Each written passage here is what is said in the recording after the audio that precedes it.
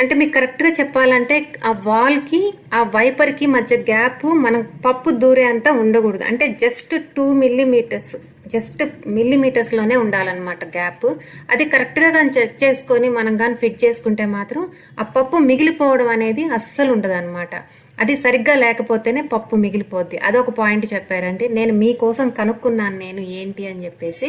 అలానే మళ్ళీ ఆ వైపర్ కంప్లీట్గా ఆ వాల్కి తగలకూడదండి. ఎందుకంటే ఎంతైనా ఫైబర్ తిరగంగా రాసుకొని అది ఆ, అంటే అరిగి మన ఫుడ్లోకి కూడా వస్తుంది కాబట్టి అది మన హెల్త్కి అస్సలు మంచిది కాబట్టి అట్లా తగిలేటట్టు కూడా పెట్టకూడదు అనమాట. అంటే ఎందుకు ఆ 2 మిల్లీమీటర్స్ కూడా ఎందుకు నీట్గా వచ్చేస్తుంది కదా అని మాత్రం అనుకోవాకండి. ఆ గ్యాప్ అయితే ఉండాలన్నమాట.